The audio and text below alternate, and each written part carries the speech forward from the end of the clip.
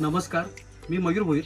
आज आपण इथे मनाली खेकडा फार्ममध्ये 21 जून 2026 आज आपल्याकडे बऱ्याच पूर्ण महाराष्ट्रातून लोकांनी आज प्रशिक्षणासाठी आज आवर्जून एक प्रतिसाद दिला आहे. तर नाव आणि तुमची डिटेल्स जरा सांगा की आज प्रशिक्षणामधून तुम्हाला काय शिकायला भेटलं. माझं नाव हेमंत नागोडणेकर. माझं प्रोफेशन आहे आर्किटेक्ट इंटिरियर. तर आज मयूर सरांकडून खूप काही शिकायला मिळालं नवीन, जे ॲक्च्युली माहिती नव्हतं की कन्स्ट्रक्शन टाकी कशी पाहिजे किंवा त्याच्यामध्ये स्टेप्स वगैरे कसे पाहिजेत आणि त्यांना कशा पद्धतीने त्यांचा पूर्ण सेटअप केला पाहिजे, कारण मेन सेटअप आहे. कारण की सेटअप असेल तरच ते राहतील त्याच्यामध्ये.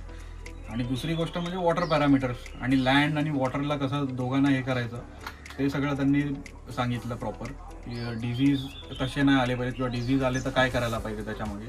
हे सगळं त्यांनी प्रॉपर वेमध्ये सांगितलं, जेवढं त्यांना डिटेलमध्ये सांगता येईल तेवढं. त्याच्याबद्दल आभारी आहे त्यांचं. ओके, जसं तुला प्रशिक्षण मिळाले तर तू बाकी आपले जे इतर शेतकरी बांधव आहेत तर त्यांच्यासाठी तू काय संदेश पोहोचवशील की खेकडा पालन हे एक शेतीसाठी जोडधंदा म्हणून कसं आहे?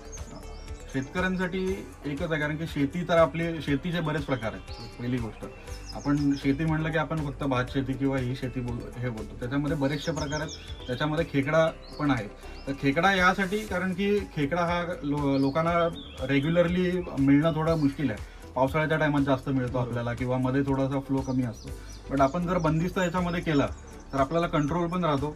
त्याच्यामध्ये किती आहे, किती माल निघेल, किंवा आपण बाहेर आपल्याला जर जास्त द्यायचं असेल काही तर आपण त्याच्यामधून देऊ शकतो. तो मोस्टली आपल्याला जर नदीमधून काढायचा तर आपण एका टायमाला तेवढा नाही काढू शकतो किंवा तेवढी साईज आपल्याला नाही मिळत.